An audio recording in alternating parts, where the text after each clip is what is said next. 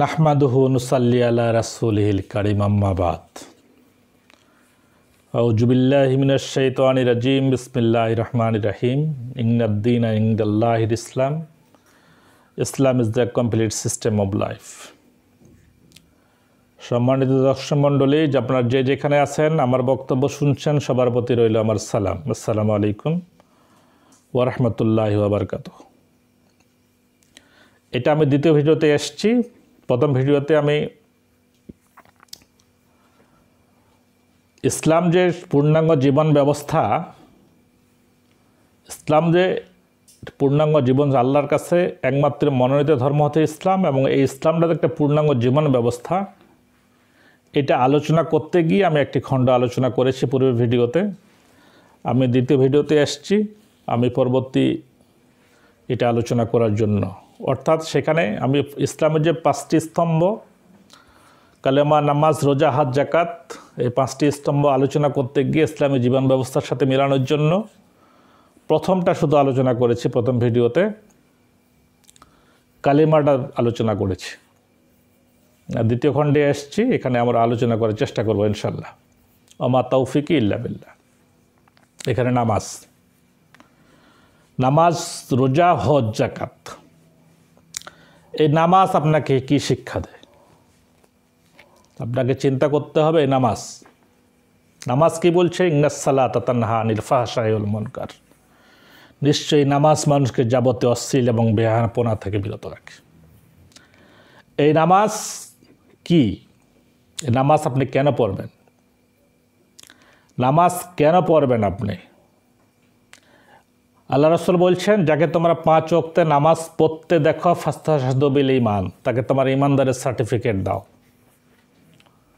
অর্থাৎ আপনি যখন 5 ওয়াক্তে নামাজ পড়বেন তখন আপনি ঈমানদার। আর আপনি যখন ঈমানদার, আল্লাহর প্রতি আপনি যখন মনোনিবেশ করবেন, আপনি যখন ঈমানদার, আল্লাহ বলছে আল্লাহু ওয়ালিউল্লাযিনা আমানু ইখরিজুহুম মিনাজ যুলুমাতি ইলান নূর। এই ঈমানদার হচ্ছে আমার বন্ধু। আমার তখন দায়িত্ব হচ্ছে তাকে যাবতীয় অশ্লীল, তাকে যাবতীয় খারাপ কাজ থেকে বিরত রাখা, অর্থাৎ অন্ধকার থেকে আলোর দিকে নিয়ে আসা। তার মানে আপনি ইসলামে যখন আপনি পদার্পণ করলেন, আপনি ঈমান আনার পরে যখন আপনি নামাজে আসলেন, এখানে উতলু মা উহিয়া ইলাইকাল কিতাবা আকিমুস সালাতা ইন্নাস সালাতা তানহা আনিল ফাহশাই ওয়াল মুনকার। আল্লাহ রাব্বুল আলামিন তার রাসূলকে বলছেন যে, আমি কিন্তু বলছি যে একটার সাথে আরেকটা রিলেটেড। একটা আলোচনা করতে গেলে আরেকটা আলোচনা ভিতরে ঢুকতে হয়। তো আকিমুস সালা উতলু মা উহিয়া ইলাইকাল কিতাবা আকিমুস সালাতা ইন্নাস সালাতা তানহা আনিল ফাহশাই ওয়াল মুনকার। হে রাসূল, আপনার প্রতি যে কিতাব অবতীর্ণ হয়েছে তা তুমি তেলাওয়াত করো। আকিমুস সালাত, নামাজ প্রতিষ্ঠা করো। ইন্নাস সালাতা তানহা আনিল ফাহশাই ওয়াল মুনকার। নিশ্চয়ই নামাজ মানুষকে যাবতীয় অশ্লীলতা ও বেহায়াপনা থেকে বিরত। অর্থাৎ এখানে নামাজ পড়তে বলেন নাই, নামাজকে প্রতিষ্ঠা করতে বলছেন। আসলে প্রতিষ্ঠাটা কি, এই বিষয়টা জানতে হবে।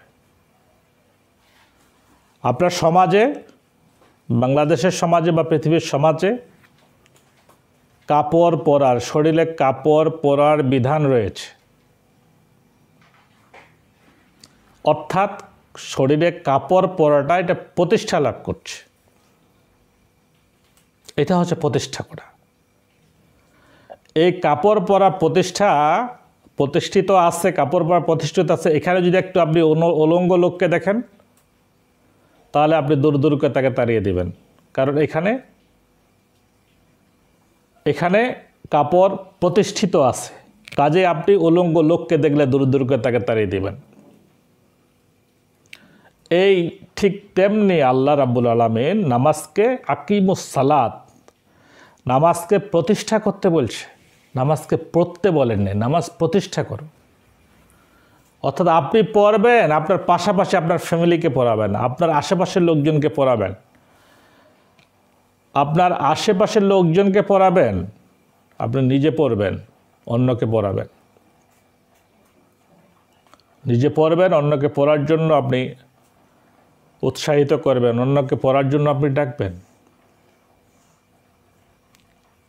এখানে একটি কোরআনের আয়াত আছে, একটা সূরা আছে, ওয়াল আসর ইন্নাল ইনসানা লাফি খুস ইল্লাল্লাযীনা আমানু ওয়া আমিলুস সালিহাতি ওয়া তাওয়াসাউ বিল হাক্কি ওয়া তাওয়াসাউ বিস সাবর। ওয়াল আসর, সময়ের কসম আল্লাহ বলছে, ইন্নাল ইনসানা লাফি খুস, সমস্ত মানুষ ক্ষতিগ্রস্ত। ইন্না, নিশ্চয়, ইনসানা মানুষ, সমস্ত মানুষ, লাফি খুস ক্ষতিগ্রস্ত, অর্থাৎ জাহান্নামী। ইন্নাল ইনসানা লাফি খুস, সমস্ত মানুষ জাহান্নামে। কি বলছে? ইল্লাল্লাযীনা আমানু, যারা ঈমান আনয়ন করে, ইল্লাল্লাযীনা আমানু ওয়া আমিলুস সালিহাত, এবং সৎ কাজ করে, তাওয়াসাউ বিল হাক্কি তাওয়াসাউ বিস সাবরে, তাওয়াসাউ বিল হকের প্রতি দাওয়াত দেয়। হক কোনটা? ইসলাম। ইসলামে কি বলছে? নামাজ প্রতিষ্ঠা করতে বলছে। হকের প্রতি দাওয়াত দেয়। তাওয়াসাউ বিস সাবরে, এবং ধৈর্য ধারণের প্রতি আহ্বান করে, ধৈর্য ধারণের প্রতি আহ্বান করে। অর্থাৎ এখানে বলছে সমস্ত মানুষ ক্ষতিগ্রস্ত, ক্ষতিগ্রস্তটাকে বোঝা হয়েছে জাহান্নামে, কিন্তু তারা ব্যতীত, ইল্লাল্লাযীনা আমানু, ইল্লা মানে ব্যতীত, আমানু যারা ঈমান আনয়ন করে, ইল্লাল্লাযীনা আমানু ওয়া আমিলুস সালিহাত, এবং সৎ কাজ করে। ঈমান আমি আলোচনা করেছি, ঈমান কী কী বিষয়ের উপর ঈমান আনতে হবে পূর্বের ভিডিওতে। আমানু ওয়া আমিলুস সালিহাত, এবং সৎ কাজ করে, সৎ কাজ করে, সৎ কাজ করে। তাওয়াসাউ বিল হাক্কি ওয়া তাওয়াসাউ বিস সাবর, এবং হকের প্রতি মানুষকে, সত্যের প্রতি মানুষকে আহ্বান করে। অর্থাৎ আপনি একাই নামাজ পড়বেন, আপনি একাই সৎ হবেন, এটা না, এটাকে প্রতিষ্ঠা করতে হবে। হকের প্রতি ডাকা মানে, সত্যের প্রতি ডাকা মানে কি? এটাকে নামাজ। আপনি নামাজকে প্রতিষ্ঠা করলে আপনি সতের প্রতি ডাকা হইল। আপনি একাই নামাজ পড়বেন, একাই চুপ করে ঘরে বসে থাকবেন, এটা প্রতিষ্ঠা লাভ হইল না। এখানে আহ্বান করা হয়েছে হকের প্রতি মানুষকে দাওয়াত দিতে হবে, এবং সবরের প্রতি মানুষকে দাওয়াত দিতে হবে। যারা এই কাজটা করবে তারা হচ্ছে সাকসেসফুল, তারা সাকসেস। অন্যথায় সমস্ত মানুষ জাহান্নামে, অর্থাৎ ক্ষতিগ্রস্ত জাহান্নামে। তাহলে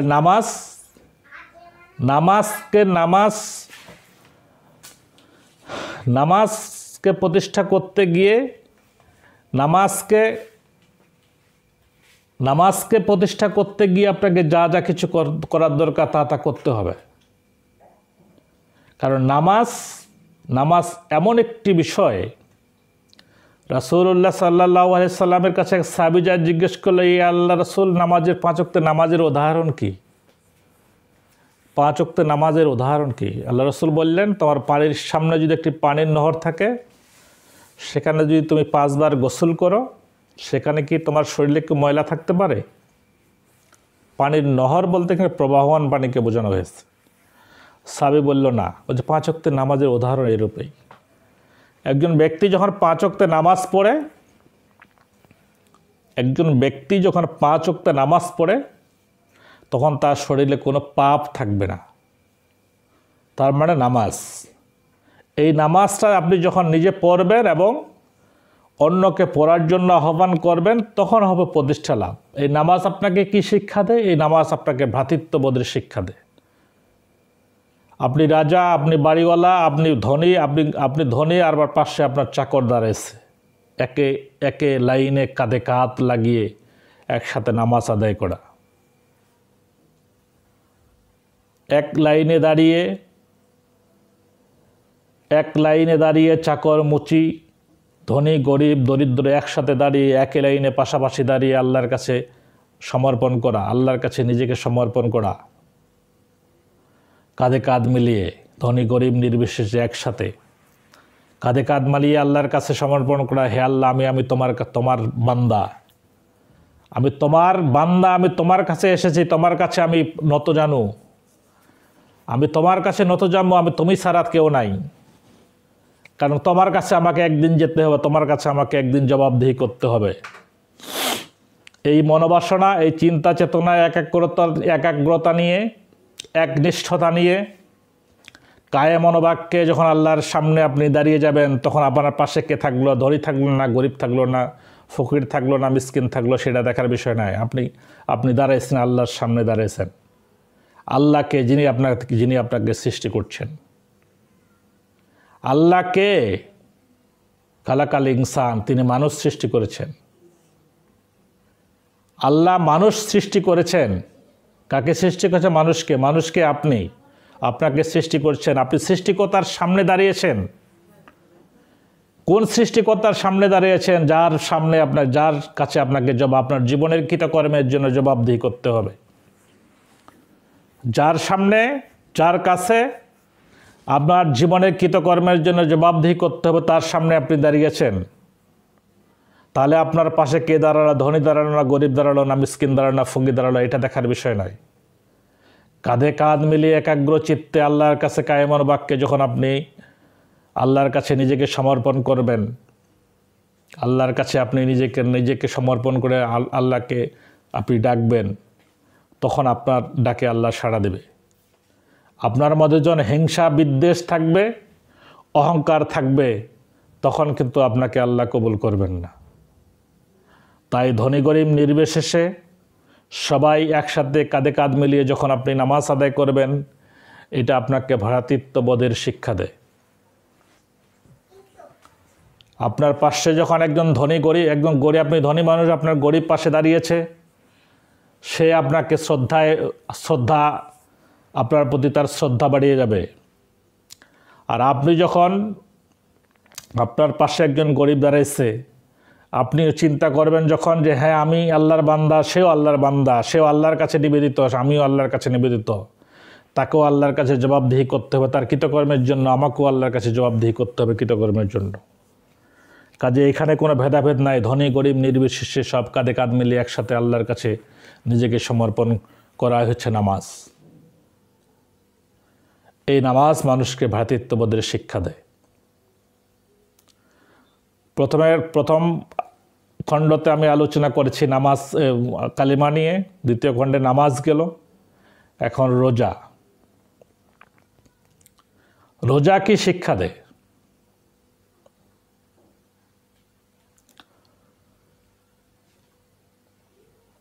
রোজা আপনাকে কি শিক্ষা দেয়? রোজা কি বলছে? ইয়া আইয়ুহাল্লাযীনা আমানু কুতিবা আলাইকুমুস সিয়াম কামা কুতিবা আলাল্লাযীনা মিন ক্বাবলিকুম লাআল্লাকুম তাত্তাকুন।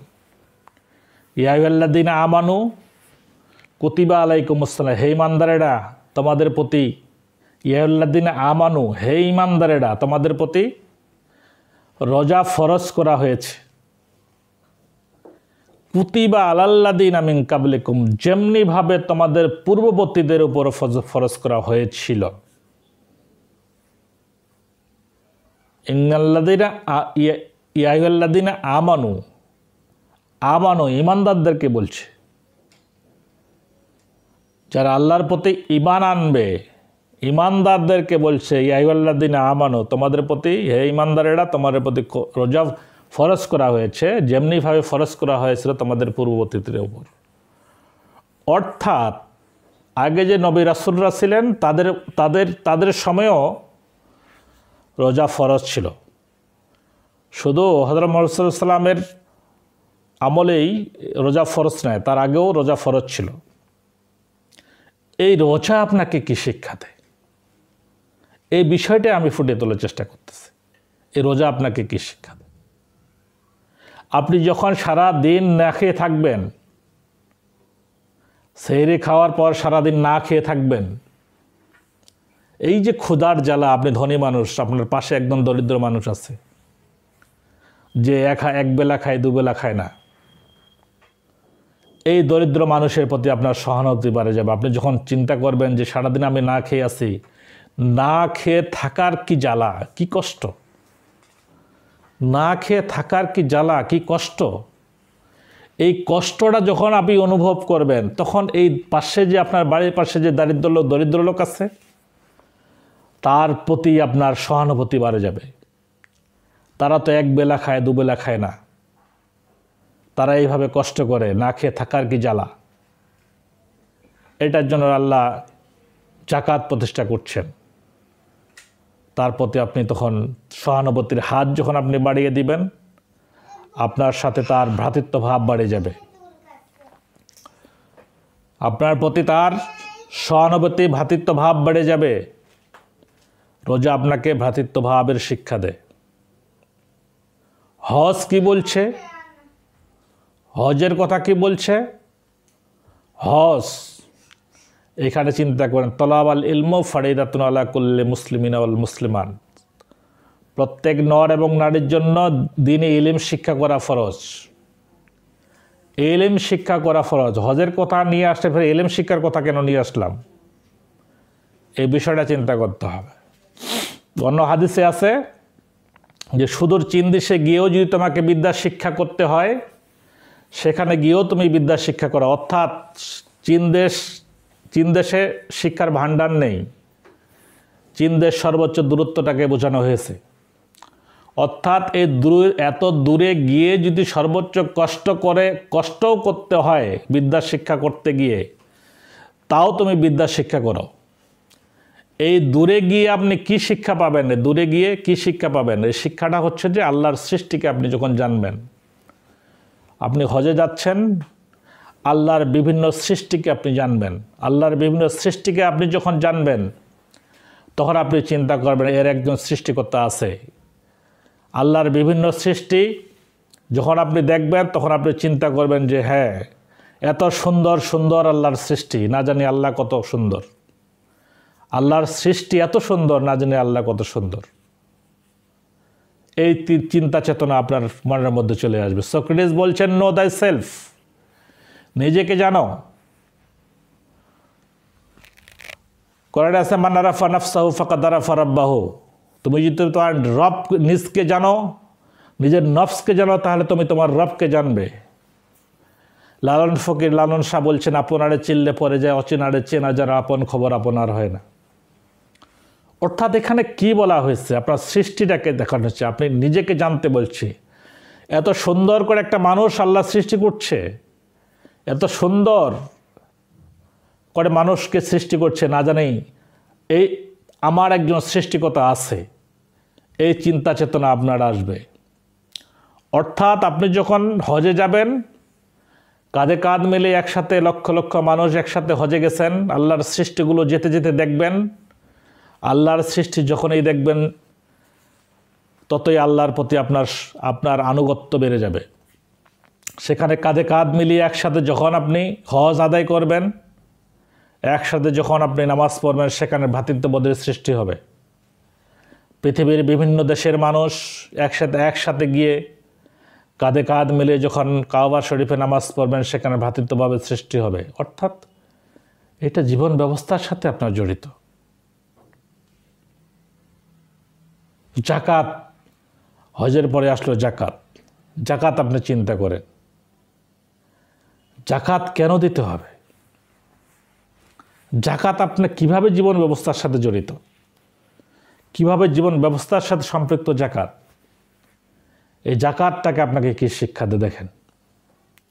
আপনি ধনী মানুষ, এখানে 7.5 তোলা স্বর্ণ এবং 52 তোলার উপর সমপরিমাণ অর্থ যদি আপনার মজুদ থাকে, এটার উপর 40 ভাগের 1 ভাগ দেয়া ফরজ। আপনার সম্পদশালী আপনি, আপনার পাশে একজন গরিব মানুষ। আপনার বছর শেষে আপনার যখন আপনি হিসাব করে দেখলাম, আমি এত লক্ষ টাকা আমার জাকাত ফরজ হয়েছে আমার উপরে, আমি এত লক্ষ টাকা জাকাত দিতে হবে। এই জাকাতটা যখন আপনি বাড়ির পাশে একজন গরিব মানুষকে দিবেন, তার ব্যবসার পুঁজি দাঁড় করায় দিবেন, তাকে সহানুভূতি দেখাবেন, তাকে সাহায্য করবেন, তখন এই কি করবে? আপনার প্রতি তার আনুগত্যতা, আপনার প্রতি তার ভ্রাতৃত্ব ভাব বেড়ে যাবে। আপনি যখন তার পাশে দাঁড়াবেন, আপনার প্রতি তার শ্রদ্ধা ভক্তি বেড়ে যাবে। এই আপনার প্রতি শ্রদ্ধা ভক্তি বাড়া মানে কি? এটা আল্লাহর সিস্টেম।